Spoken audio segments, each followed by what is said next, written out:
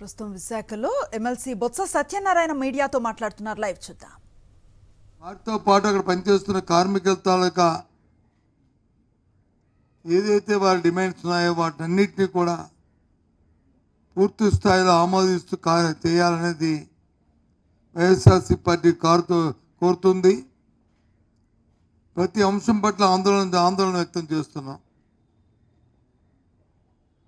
పూర్తిగా ఏ ఒక్కరిని కూడా తొలగించడానికి వీల్లేదని డిమాండ్ చేస్తూ రాష్ట్ర ప్రభుత్వంలో ఉన్న పెద్దలు ఎన్నికల ముందు మీరు ఏదైతే మాట ఇచ్చారో, ఏం మాటలైతే చెప్పారో, అటు అధికారంలో ఉన్న ముఖ్యమంత్రిగా ఉన్న తెలుగుదేశం పార్టీ నాయకుడు చంద్రబాబు నాయుడు కానీ, లేదు జనసేన అధ్యక్షుడు పవన్ కళ్యాణ్ గారు కానీ, లేదు భారతీయ జనతా పార్టీ తరపున ఆ నాయకులు కానీ, వాళ్ళందరూ కూడా ఏం చెప్పారో ఆ మాట కట్టుబడి కార్యక్రమాన్ని నిర్వర్తించాలి, చేయాలనేది మా డిమాండ్గా మేము కోరుతున్నాం. అంతేకాదు వాళ్ళు ఎన్నికల్లో చెప్పారు, మాకు కానీ ఓటిస్తే, మా కూటమిని గెలిపిస్తే 20 లక్షల ఉద్యోగాలు ఇస్తా అన్నారు.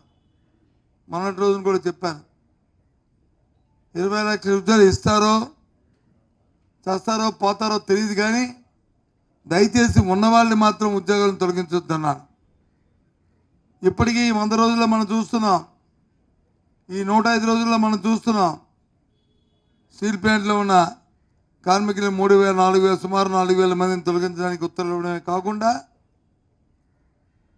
ప్రభుత్వం జరుపుతున్న ఏదైతే మద్యం మీద విధానం ఉందో, ప్రభుత్వ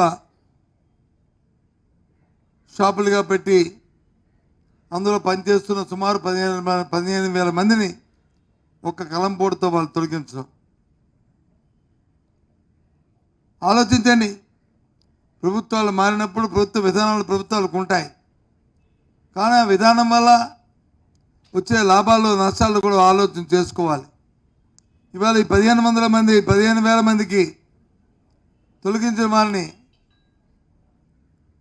ఏ రకంగా వాళ్ళకి ఉపశమనం కల్పిస్తారో ఆలోచన చేయాలని కోరుతున్నాం. వారి తరఫున ఎన్నికల ముందు మాట ఇచ్చారు, ఎవరైతే ఉన్నారో సచివాలయ వాలంటీర్లు ఎవరైతే ఉన్నారో మీకు అందరికీ 5,000 కాదు 10,000 రూపాయలు జీతం ఇస్తామని చెప్పి వాళ్ళకి ఆశ కల్పించారు. ఇప్పుడు 10,000 కాదు కదా, వాళ్ళని 2,50,000 మందిని వాళ్ళని ఇవాళ తొలగించిన వైనం. ఆలోచించమని కోరుతున్నాను. నేను మీ విధానాన్ని పాలసీలు మేము తప్పుపట్టట్లే, దాని తాలూ పరివేశాలను రాబోయే కాలంలో మీరే చూసుకుంటారు, కానీ మీరు చెప్పిన మాటల్ని మీరు నిలబెట్టుకోవాలని కోరుతున్నాం. మీరు ఎన్నికల ముందు ఇచ్చిన మాటల్ని ఆ మాట మీద నిలబడాలని కోరుతున్నాం. అవన్నీ కాకుండా ఇచ్చిన మాట ఒకటి, రేపు ఎన్నికలైన తర్వాత చేస్తున్న పని ఒకటి. ఎక్కడున్నారు కానీ స్వర్గీయ రాజశేఖర రెడ్డి గారు వచ్చి ఒక సామెత చెప్పేవారు. ఆయన మహానుభావుడు ఏట్లో వెళ్ళినప్పుడు వచ్చి ఏట్లో మొన్న ఎవరైతే ఉన్నారో వాళ్ళని వచ్చి ఏటి మల్లప్ప బాగున్నావా అని అడిగేవాడు. దిగినప్పుడు వచ్చి పోరా బోడి మల్లప్ప అని చెప్పి అనేవారు. ఆ రకంగా ఇవాళ ఈ ప్రభుత్వం తాలూకు విధానాలు ఉన్నాయని చెప్పిన విషయాన్ని ఇవాళ చెప్తున్నాం. ఇది మంచి సాంప్రదాయం కాదు. ప్రభుత్వంలో పెద్దలు మళ్ళీ ఆలోచన చేయండి. ఎవరికి ఏ విధమైన అసంతృప్తి లేకుండా ఆలోచన చేయండి.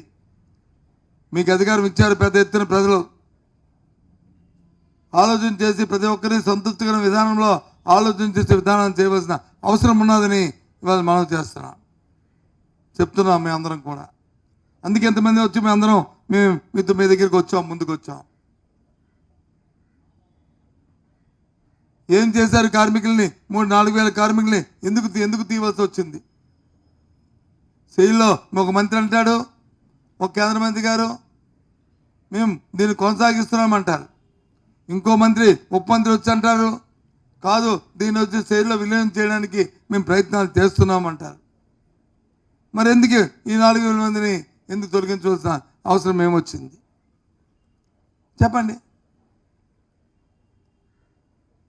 మరి 20 లక్షల ఉద్యోగాలు ఇస్తాను మరి పెద్దలు, మరి ఎందుకు 15,000 మందిని వీళ్ళు తొలగించవలసిన అవసరం ఏమొచ్చింది ఇవాళ? అసలు ఆలోచిస్తున్నాను. రేపు కొద్ది రోజుల్లో దసరా పండుగ ఉంది. ఎంతో పవిత్రమైన పండుగ.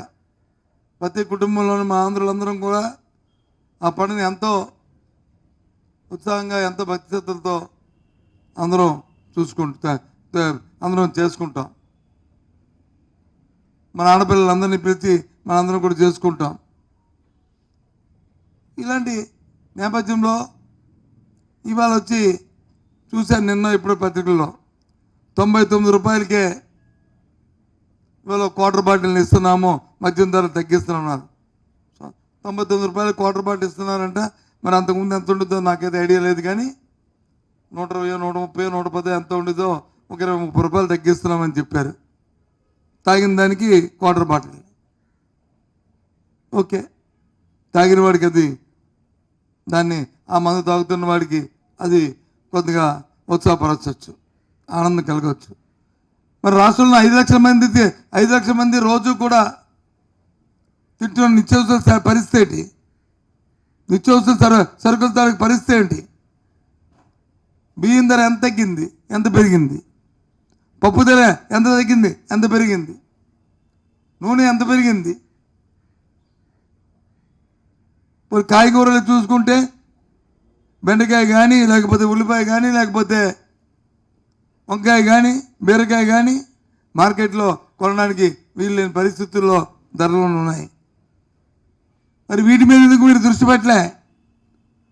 మీరు మందు మీద దృష్టి పెట్టి మందులు వచ్చి తగ్గించారే, 20 రూపాయలు తగ్గించారని సంబరంగా గొప్పలుగా చంకలు గుద్దుకొని చెప్తున్నారే మందును తగ్గించామని. ఇవాళ మన నిత్యావసర సరుకుల పరిస్థితి ఏంటి? మరి మార్కెట్ ఇంటర్వెన్షన్ మేము ఉన్నప్పుడు వచ్చి గత ప్రభుత్వంలో సుమారు 2,000 కోట్ల రూపాయలు పెట్టి మార్కెట్ ఇంటర్వెన్షన్ చేసి ఇలాంటి పరిస్థితులు వచ్చినప్పుడు ఏ రాష్ట్రంలోనూ ఏ దేశంలో ఎక్కడైతే ఈ ధర తక్కువ ధరలో తీసుకొచ్చి మార్కెట్లో పుష్ చేసి ధరల్ని మరి రెగ్యులేట్ చేసిన సందర్భాన్ని ఒకసారి గుర్తు చేస్తున్నాను.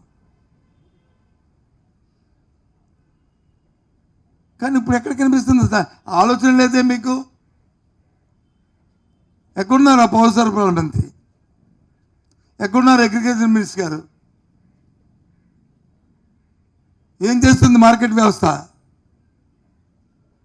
ఏం జరుగుతుంది ఇక్కడ?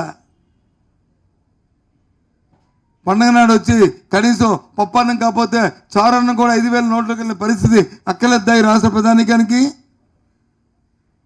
మిమ్మల్ని ఎన్నుకున్న పాపానికి, ఎన్నుకున్న పుణ్యానికి